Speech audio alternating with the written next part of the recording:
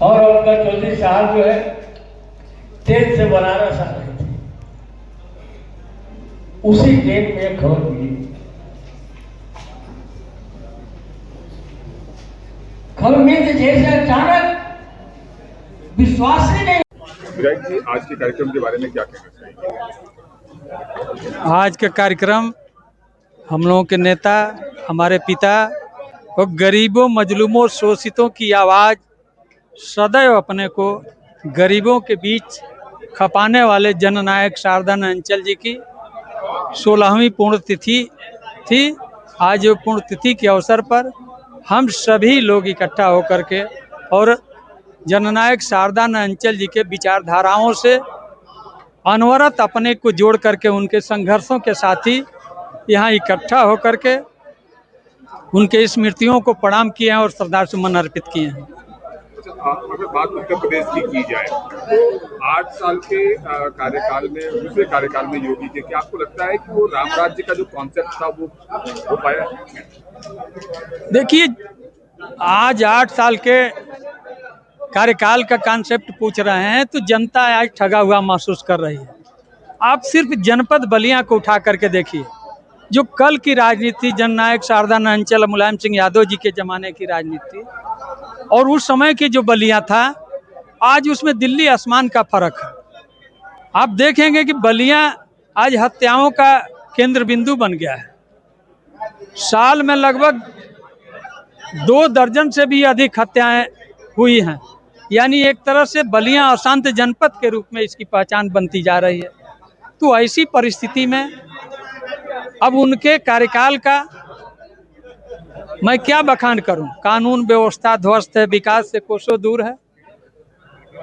अच्छा, आज जो है केंद्र सरकार की तरफ से एक अलर्ट टोन सबके मोबाइल पर आ रहा है, वार्निंग के तौर पर, ताकि अगर कभी आपदा देश में आए तो लोगों को वार्न किया जा सके। इस पूरे उसको आप कैसे देखते हैं? इस टोन से तो अच्छा होता कि ऐसी स्थिति आती ही नहीं। सरकार को इस पर पहल करना चाहिए कि हमको इस तरह के कार्य करें कि जहां इस तरह की स्थिति न पैदा हो। अगर इस तरह की पैदा होती है तो क्या वो उन लोगों पर क्या विश्वास किया जाए जो एक बार कोरोना आया और ताली और थाली बजवा करके, दीपक जला करके जब आपदा से निपटने की शक्ति उन लोगों के पास है, तो फिर ऐसी परिस्थिति में क्या करेंगे? यहाँ अगर रोग हो रहा है तो डॉक्टर की आवश्यकता है और इलाज की आवश्यकता है, जांच उपकरण की आवश्यकता है। अब वो आवश्यकता की पूर्ति नहीं होगी, अब टोन बजा करके वो कौन सा आपदा रोक सकते हैं? कौन सी शक्ति उस टोन में है कि जिसको बजा करके और देश की आपदा को सरकार रोक लेगी?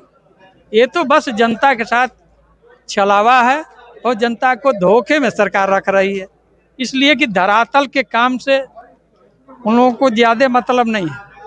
जो सरकारें 24 आवर चुनाव में बिजी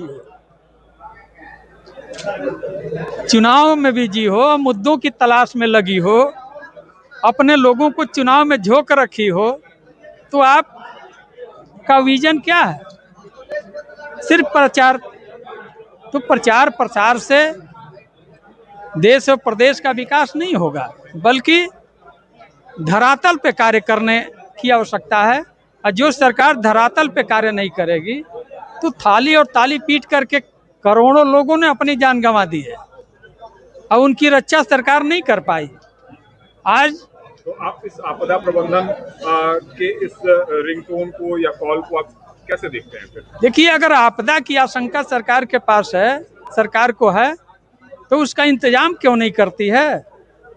अगर उन्हें मालूम है कि पुनः कोरोना आ सकता है, तो ये जो सरकार द्वारा बनाए गए सरकारी अस्पताल हैं, उसमें डॉक्टरों का अभाव है, उसमें टेक्नीशियन का अभाव है, उसमें दवा का अभाव है, सारे उपकरण खराब पड़े हैं।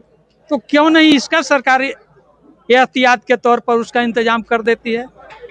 डॉक्टरों की पोस्टिंग करें, अगर नहीं अपने देश में नहीं तो दूसरे देश से हायर करें ना। जनता को जागरूक कर रहे हैं आपदा के रिंगटोन के जरिए। बीमारी के लिए दवा की आवश्यकता है, रिंगटोन की नहीं। अगर किसी का हार्ट अटैक हो जाता है और सरकार रिंगटोन बजा देगी तो क्या उसके जान की रक्षा की जा सकती है? नहीं की जा सकती है। तो उन्हें उसका इंतजाम करना चाहिए।